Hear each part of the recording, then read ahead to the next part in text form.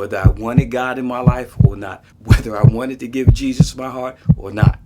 I chose not. We've been cleared for takeoff.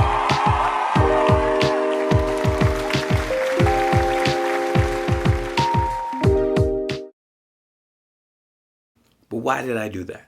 I did that because of the lack of knowledge that I had. I did that because of the maturity level or lack of maturity that I also had. And as I was going through high school, I really started to get this anger within me as I started to dig deeper into my African American roots, my Black heritage, my culture, because it was very limited, the things that I saw within the history books that left me thinking, wait a minute, there has to be more in history other than Dr. Martin Luther King, which all the history books wanted to highlight. But there were so many other gaps. And unfortunately, with those gaps, when there's gaps, then people have a tendency of filling in those gaps. And that's how I became very racist at a young age. Looking at the treatment of Black people here in America, being taken from Africa and being enslaved here in America by a majority of folks that call themselves Christians. And that didn't settle well for me. I struggled with that to the point that I developed this racist outlook towards anyone that was different than me, specifically anyone that was white. And my heart was hardened. I was a mess. I was a mess. And because there was so much building up in me, so much anger building up in me, I was so emotionally distraught. I dropped out of high school. I dropped out of high school in the 10th grade because I was mad at the world.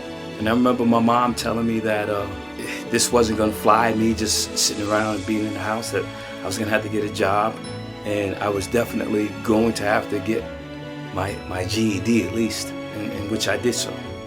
Again, I still had all this anger just pent up in me.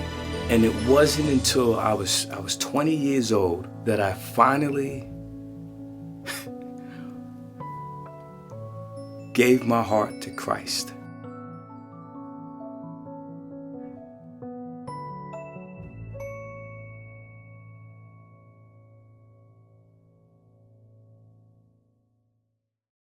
You know, being born again, to me, it's like when I was a kid, you know, we were fortunate to have a black and white TV in our room. It's like going from black and white TV to high definition 4K TV. Yo, it was incredible. I don't know about everybody else and their experience in giving their life and giving their heart to Christ. But when I did mine, it was night and day different.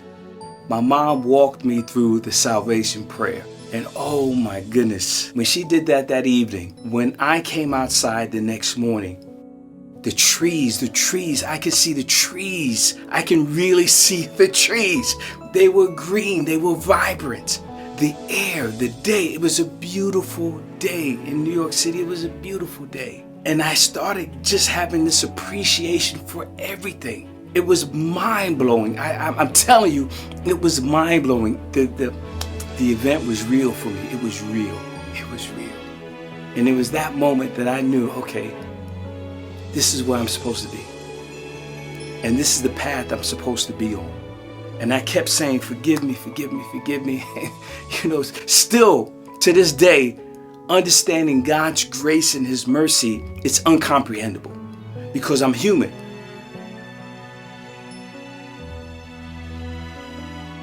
And all I have are examples of human beings interacting with human beings with certain requirements that need to be met before someone just gives up their trust freely or forgives. You know, that's another one.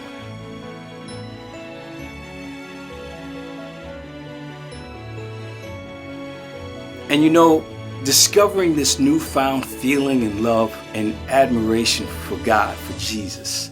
You know, I started thinking just recently about how He's been with me all of this time. I remember events, certain events that happened. Like one event, I remember just being a kid, getting out of the tub